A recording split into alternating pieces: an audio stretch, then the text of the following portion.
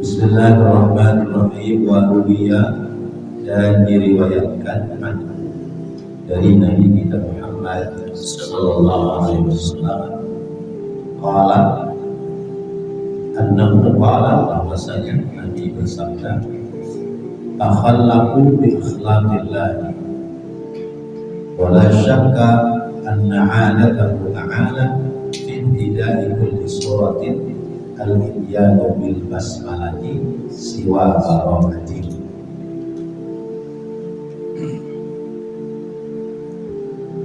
Takhallaqu, berakhlaklah kalian, bi akhlaqillahi, dengan menggunakan akhlak Allah. Wala syakka, dan tidak ada keraguan, anna 'adatahu, bahwasanya kebiasaan Allah Ta'ala, kebiasaan Allah Ta'ala itu fi ibtida'i kulli suratin, di dalam memulai tiap-tiap surat Al-Quran, al-ibyanu, mendatangkan Allah terhadap permulaan surat Al-Quran bil basmalati, dengan kalimat Bismillahirrahmanirrahim, siwa barokatin, selain daripada surat Barokah. Surat Barokah itu surat At-Taubah. Fanahnu, maka kita ma'muruna, diperintahkan, bihi, dengannya, yakni memulai segala sesuatu, bihi, dengannya, dengan membaca basmalah, amalan, karena kita mengamalkan bi hadisi Abi Dawud, terhadap hadis yang diriwayatkan oleh sahabat Abu Dawud wa ghairihi, dan yang lainnya. Apa yang disabdakan oleh Nabi? Kullu amrin di balin la yubda'u fihi bismillahirrahmanirrahim fahuwa abtar au aqtahu au ajlam. Kullu amrin, tiap-tiap perkara atau tiap-tiap pekerjaan, di balin, yang mengandung kemuliaan, la yubda'u, yang tidak dimulai, fihi, dengannya, tidak dimulai pekerjaan itu Bismillahirrahmanirrahim, dengan membaca kalimat Bismillahirrahmanirrahim, fahuwa, maka perkara itu abtaru, putusnya ya, kalau abtar itu seperti burung yang putus ekornya, atau binatang yang putus ekornya, au aqtahu, atau putus tulang, jadi yang putus tangannya buntung, au ajzamu, atau karena judam, yaitu terkena penyakit kusta. Wal balu, dan arti lafal al balu asyarafu, yaitu mulia, wal azamatu, dan agung. Awil halu, atau keadaan, wasya'nu, dan urusan, alladhi yuhtamu bihi, yang dianggap penting, bihi, dengannya, dengan urusan itu, syar'an, menurut hukum syariat. Wa ma'nal ihtimamu, dan adapun makna ihtimamu bihi, yaitu hal yang penting, talabuhu, yaitu penting atas perintah secara hukum syar'i, atau ibahaduhu,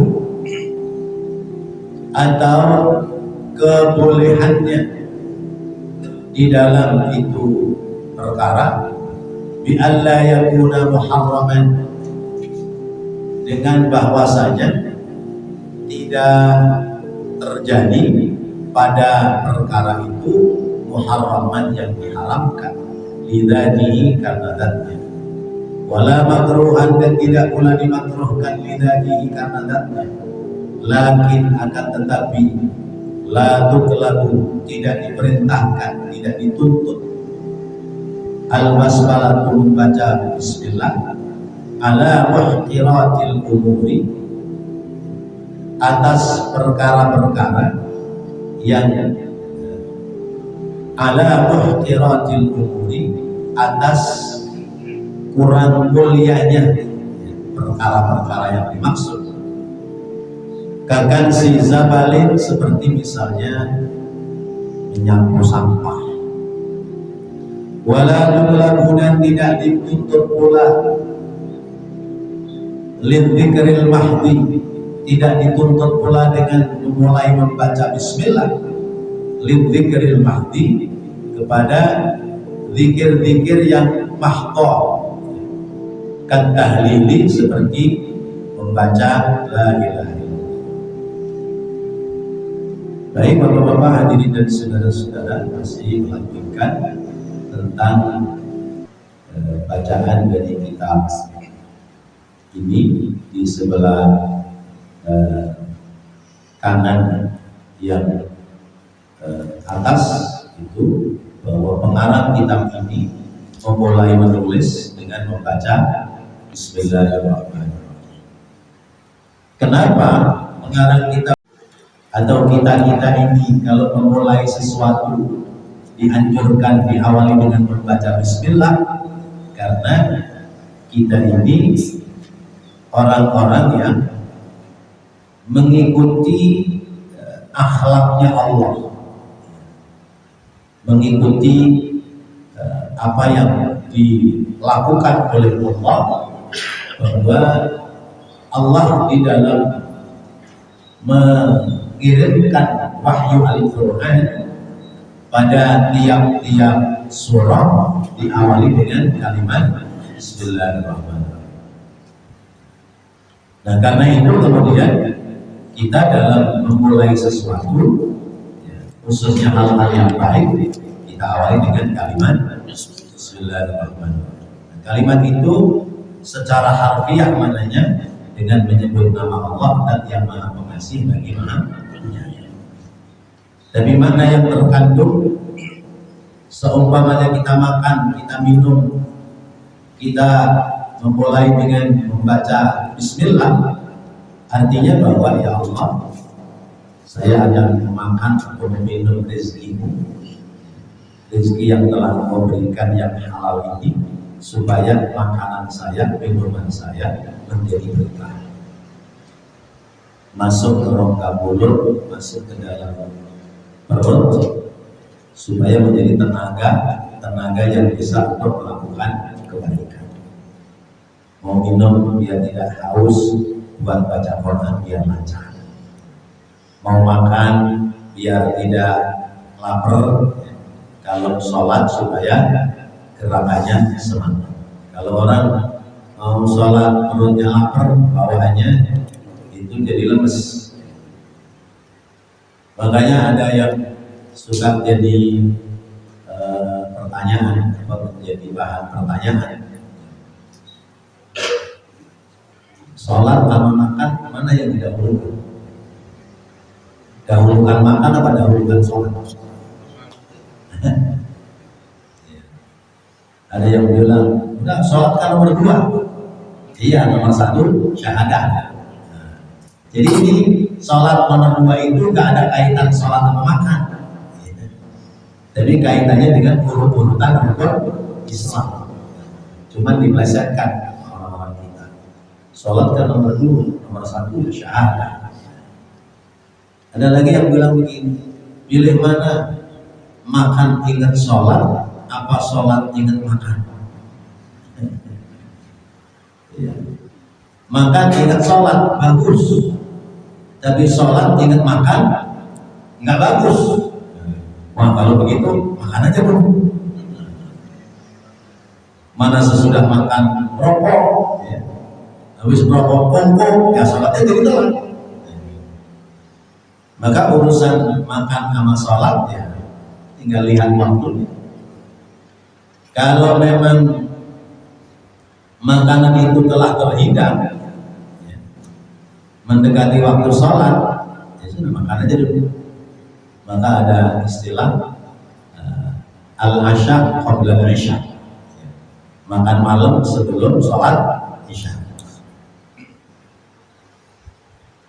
Nah, ini setiap pekerjaan yang baik kita diperintahkan untuk mengawali dengan membaca Bismillahirrahmanirrahim. Mengikuti sabda Rasulullah SAW, kullu amrin tibalin la yubda'u fihi Bismillahirrahmanirrahim fahuwa abtar. Di hadis yang lain B-nya 2, kullu amrin tibalin la yubda'u fihi bi Bismillahirrahmanirrahim fahuwa abtar.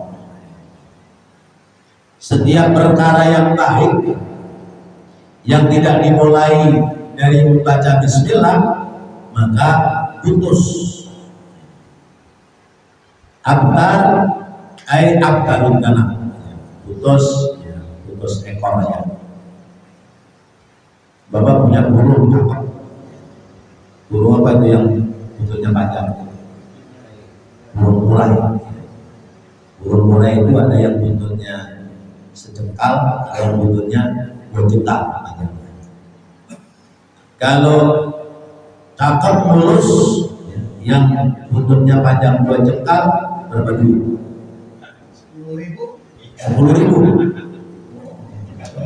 Ini yang tahu harga berarti punya ya, 10.000. 10 jeti. Nah, ini orang butuh duit, mau jual burung itu yang buntutnya 2 jengkal, harga umumnya 10.000. Buntutnya lagi rontok, laku nggak 10.000? Nah, itu maksudnya begitu. Jadi harganya jadi jatuh. Orang berbuat baik, kebaikannya tidak diawali dari baca bismillah, nilainya jadi jatuh. Nilainya jatuh. Atau dikatakan amtok. Amtok itu buntung. Orang ganteng nilainya masih bagus. Orang cakep itu kan ada ukuran nilainya. Ada yang nilainya 6, ada yang nilainya 8, ada yang nilainya 10. Ini cakep, pokoknya ganteng. Tapi sayang tangannya buntung sebelah. Jadi bagus apa enggak? Cakep iya, tapi jadi kurang bagus. Jadi tak cakep dikit, penting tangannya udah ada 2 misalnya gitu. Itu mana? Atau ajram dari juga. Orang ini cantik kan? Bukan untuk ukuran orang kampung situ dia paling cantik. Tapi begitu diteliti badannya pada belang-belang. Apa namanya penyakit itu? Ya, pada belang-belang, pada putih-putih. Panu. Bukan panu. Ya. Ada namanya apa sih? Baros ya. Ya, baros, penyakit baros. Ya. Jadi dia punya penyakit kulit yang separuh putih, separuh hitam. Nah itu cantiknya jadi hilang. Nah inilah gambaran orang kalau melakukan sesuatu yang baik tidak diawali dengan baca bismillah, nilainya menjadi jatuh, nilainya menjadi berkurang. Nah, karena itu segala sesuatu diawali dengan membaca bismillah. Mau makan baca bismillah, mau minum baca bismillah, mau pergi baca bismillah, mau tidur baca bismillah, mau hajat sama istri minimal baca bismillah. Karena kalau diawali dengan baca bismillah itu setan gak bisa bantuin. Bapak mau minum, baca bismillah, itu setan nggak bisa bantu. Mau makan, baca bismillah, setan nggak bantu. Tapi kalau makan minum nggak baca bismillah, ya, dibantuin sama setan. Makanya makan banyak tapi nggak kenyang. Karena sebagian makanan itu masuk ke perut setan.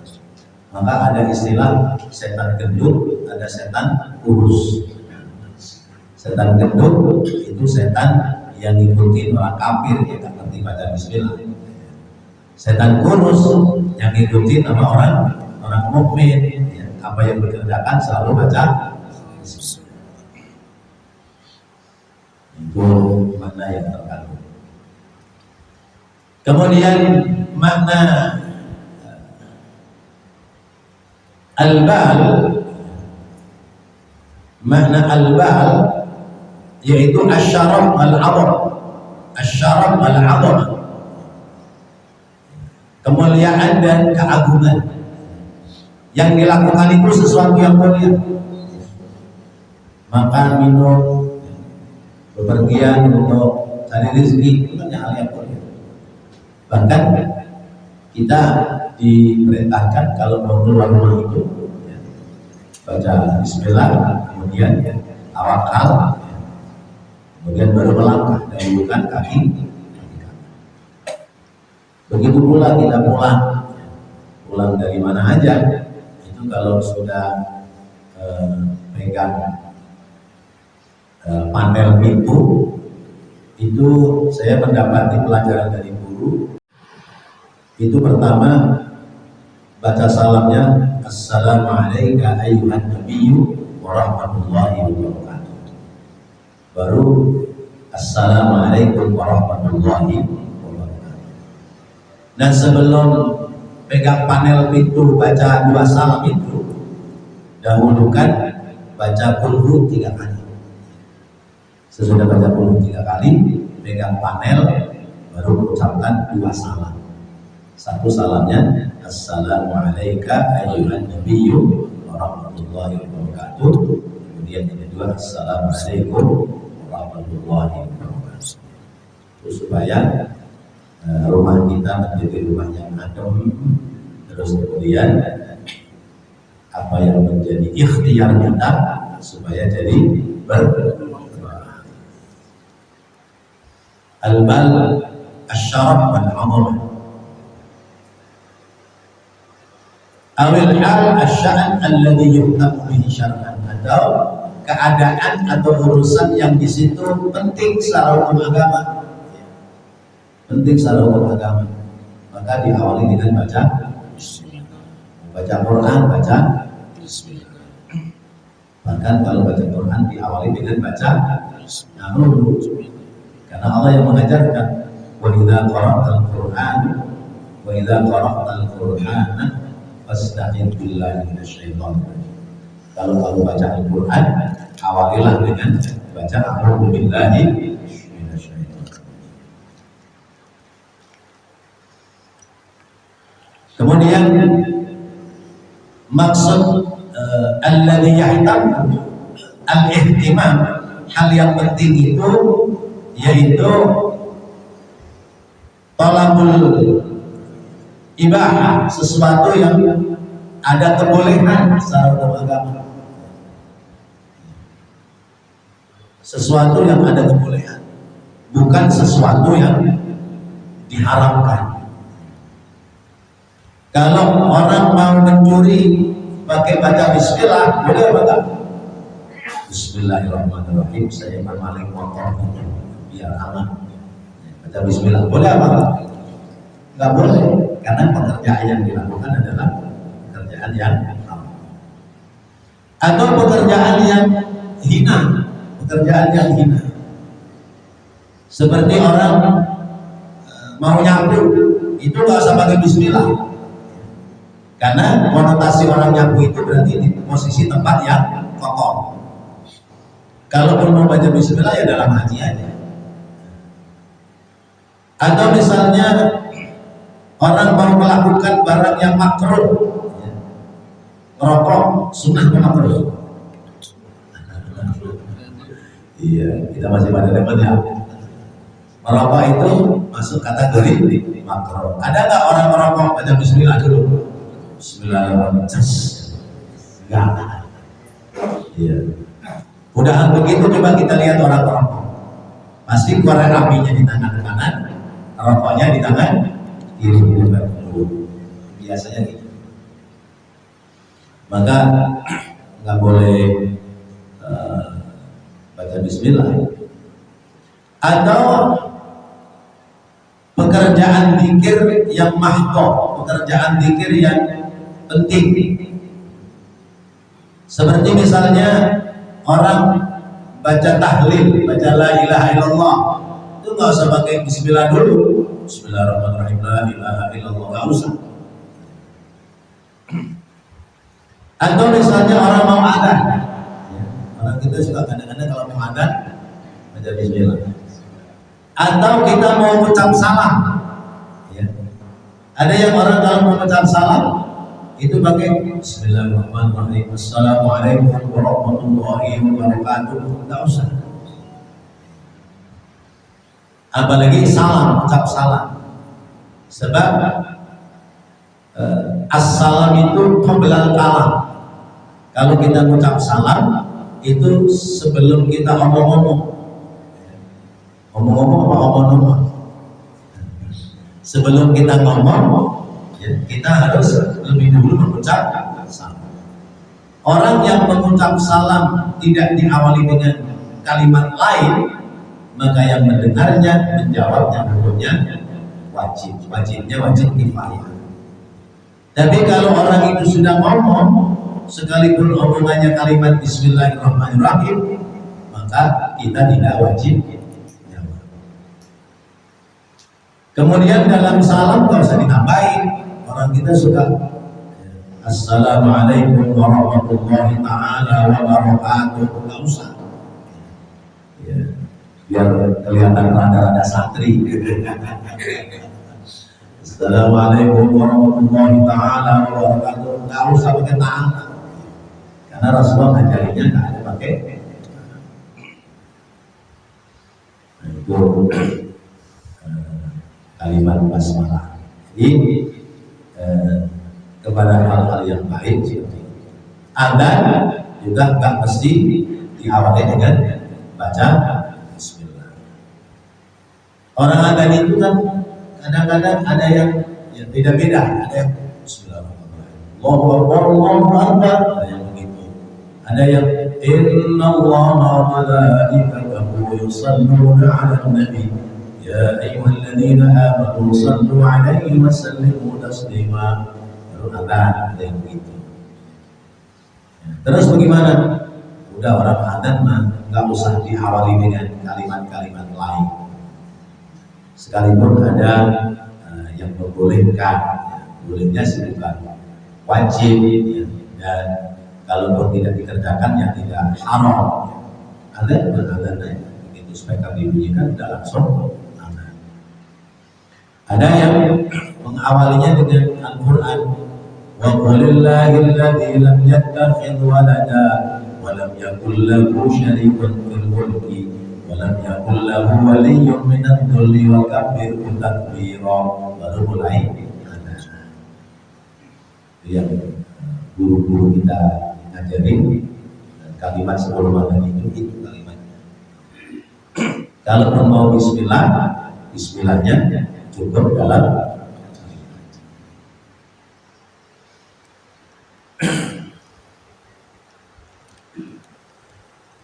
la tutlabu lidzikril mahdi kan tadi, dan tidak pula diperintahkan untuk zikir-zikir mahdoh, zikir khusus seperti tahlil, tidak mesti, tidak perlu diawali dengan kalimat bismillah. Kembali ke kitab. Qala Syekh Umairah, berkata Syekh Umairah, orang laki-laki tapi namanya Umairah. Wal balu, dan arti al-bal aydan juga al-qalbu, yaitu hati. Ka'annal amra li syarafihi wa 'azamihi malaka qalba sahibihi. Ka'anna, seperti bahwasanya al-amra, urusan itu, perkara itu, li syarafihi, karena mulianya, wa 'azamihi, dan karena agungnya, malaka qalba sahibihi, maka dia memiliki hati kepada sang pemilik, atau menguasai hati pemilik, lishtighalihi, karena kesibukannya ia bihi, dengannya.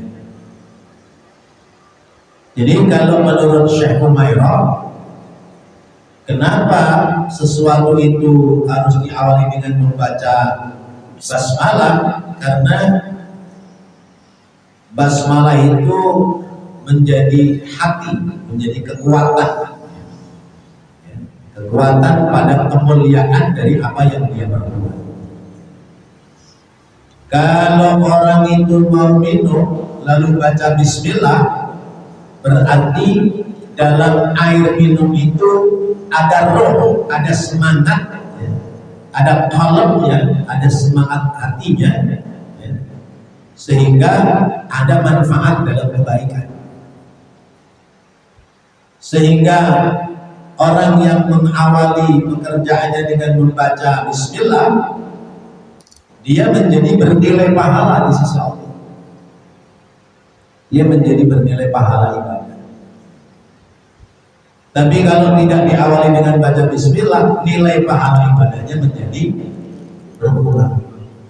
Seperti brodol, atau seperti orang mau jual kambing atau sapi, tapi nggak ada bentuknya, harganya jadi. Wa fi qawlihi, dan pada ucapannya,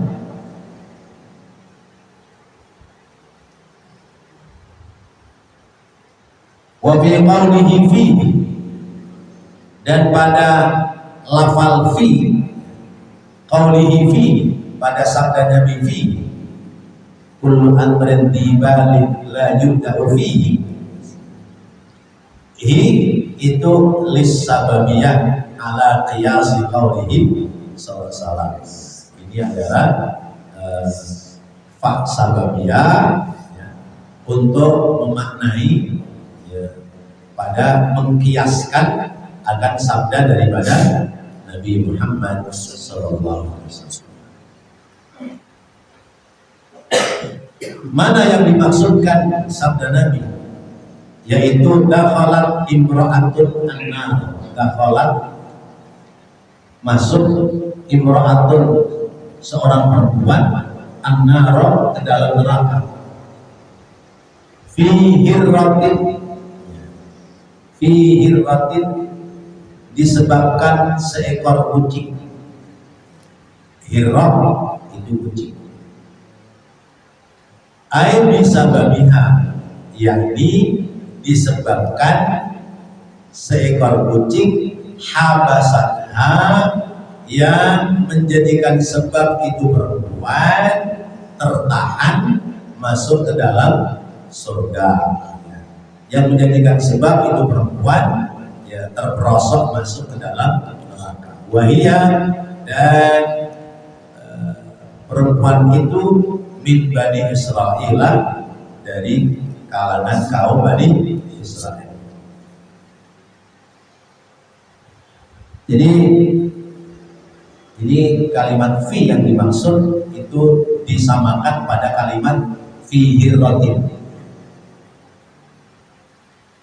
Ada orang perempuan, dia dengan sebab memenjarakan, dengan sebab dia menyakiti kucing, maka perempuan itu akhirnya masuk neraka. Jadi kucing ini beler, namanya binatang ya beler. Ya, bolak-balik nyolong dulu ya.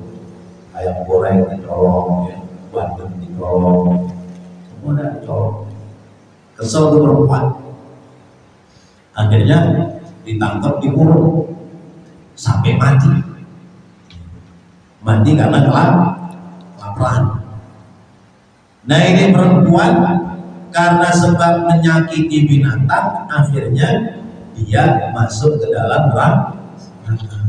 Masya Allah. Berarti terhadap binatang sekalipun kita harus punya rasa kasih sayang.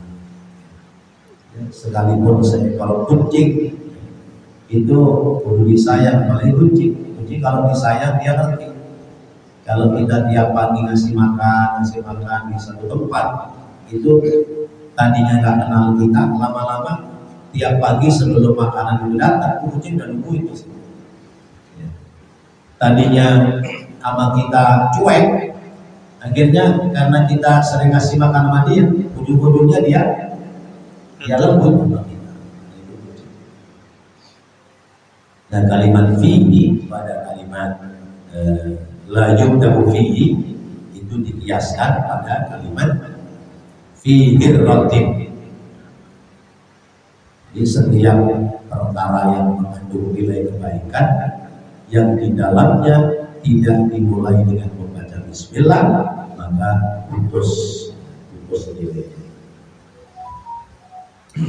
Nah perempuan itu adalah dari kalangan kaum Bani wal aqtaru maqtu'un dzanabi, dan kalimat aqtar adalah putus ekornya. Wal aqta'u, dan makna al aqtar man qata'at yadahu, yaitu orang yang putus dua tangannya, au ihdahuma, atau salah satu dari keduanya. Wal ajdamu, dan makna jadam bidzali al mu'jamati, dengan dal yang bertitik, al maqtu'ul yadi, yaitu orang yang putus tangan pula.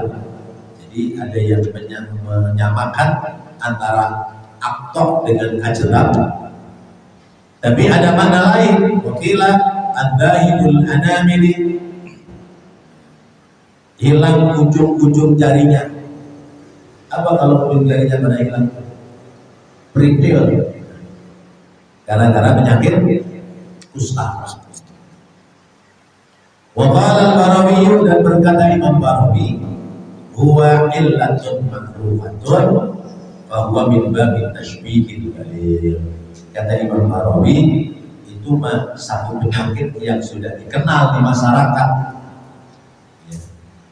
dan maka lafal itu disebutnya termasuk bab tashbih yang balik, perumpamaan yang sampai. Mananya apa? Kata Imam Al-Barawi, itu penyakit yang makruf, yaitu penyakit tadi itu belang-belang tadi, pelontak.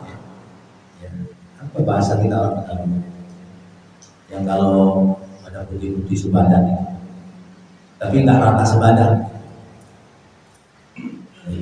namanya al-barus. Wa ma'na al-hadisi, dan makna hadis yang dimaksudkan di atas, kullu syai'in lahu syarafun ma'dhamatun, tiap-tiap sesuatu itu mempunyai kemuliaan dan keagungan.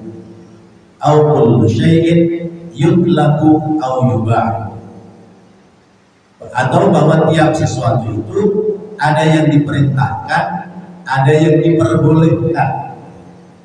Arti diperintahkan itu jatuh pada wajib dan sunnah, diperbolehkan jatuh pada hukum mubah. Makan minum itu kan hukumnya mubah, orang makan boleh, nggak makan juga boleh. Minum boleh, nggak minum juga boleh. Kalau yang diperintahkan bisa masuk kategori wajib atau masuk kategori hukum. Au kullu syai'in lahu qalbun, atau bahwa segala sesuatu itu ada hatinya. Ayam qalban, memiliki hati. La yubda'u bisa babi dzalika syai'i, Bismillahirrahmanirrahim. Sementara hatinya tidak dicolek, maka berarti nggak ada hatinya. Sesuatu yang tidak dimulai dengan kalimat Bismillahirrahmanirrahim berarti dianggap tidak ada hati. Bahwa kal hayawanil maqdu'in dana au kaman quti'at yadahu au kaman dhahabat anamiluhu au kaman bihi junamun fi nafsihi. Jadi kalimat yang perbuatan yang tidak diawali dengan kalimat Bismillahirrahmanirrahim itu nilainya jadi seperti binatang yang hilang ekornya, atau orang cakep tapi nggak punya tangan, atau orang itu punya jari jemarinya pada putus, pada perintil ya, jarinya pada putus, copot. Au kaman bihi judamun fi nafsihi, atau seperti orang yang kena penyakit kusta pada nakosnya, pada kekurangan dalam fisiknya. Itu makna dari sesuatu itu harus diawali dengan membaca Bismillahirrahmanirrahim. Baik bapak-bapak, hadirin dan saudara-saudara, sampai di sini mungkin ada yang mau bertanya atau menambahkan.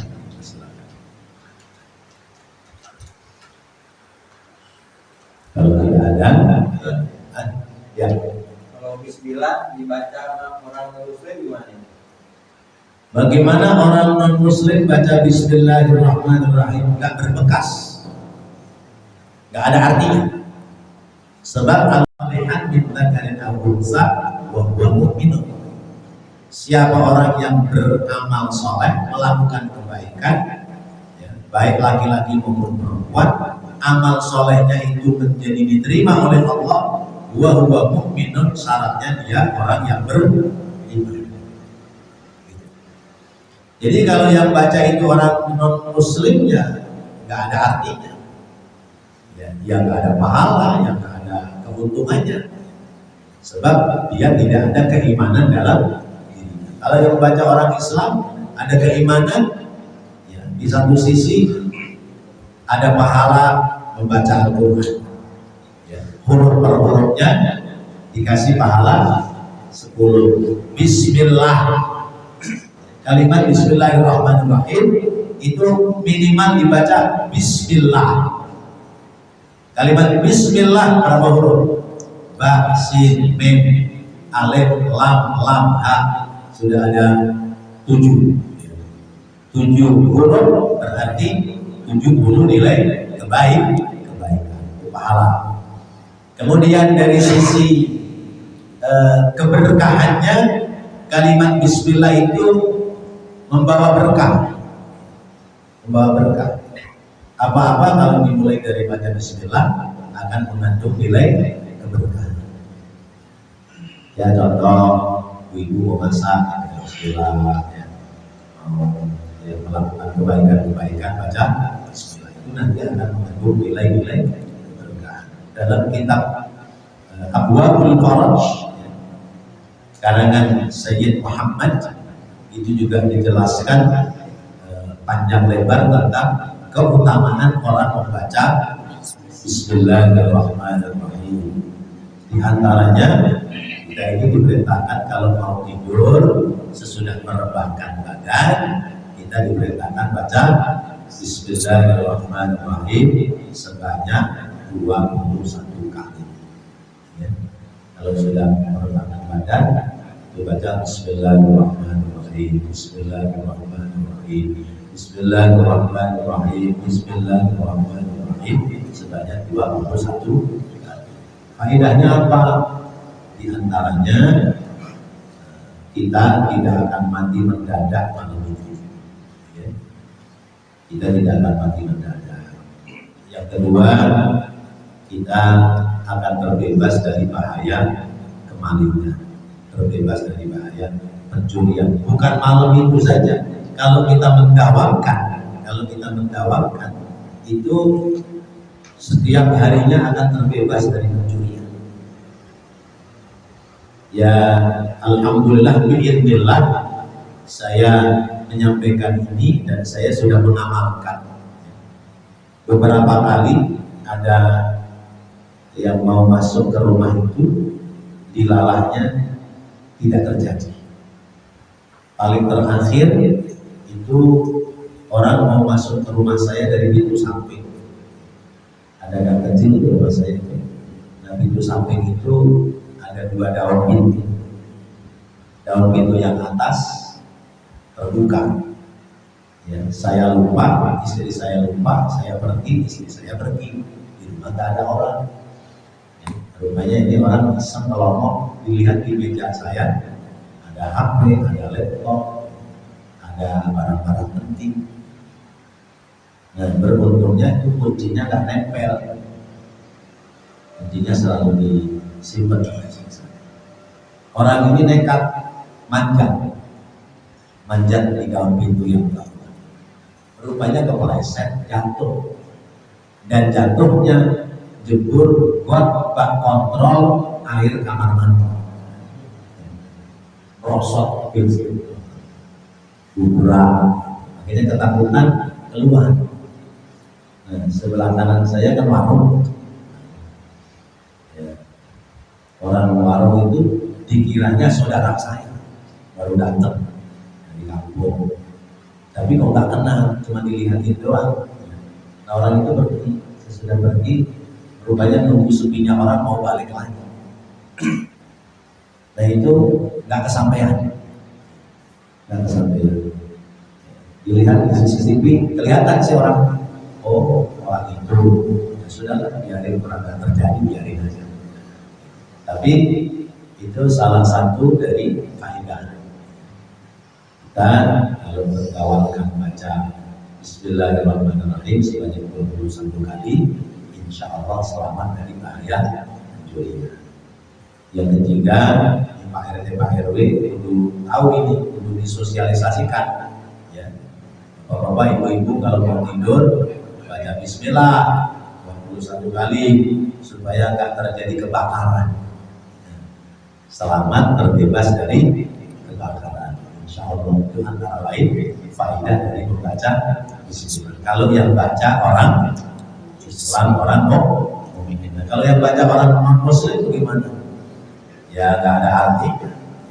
Seperti sekarang yang sedang ramai katanya ada petugas haji orang non Muslim. Nggak tahu berapa enggak, sedang ramai kan? 2 orang petugas haji tapi bukan dari kalangan orang Islam. Nah, itu bagaimana itu tugasnya? Ada pahala enggak? Ya kan kembali kepada ayat wa mukminun, syaratnya dia orang beriman. Kalau dia orang beriman ada pahala. Kalau bukan orang beriman enggak ada pahala. Dan terus kalau non muslim beramal kebaikan enggak ada pahala. Dalam Islam tidak ada nilai pahala.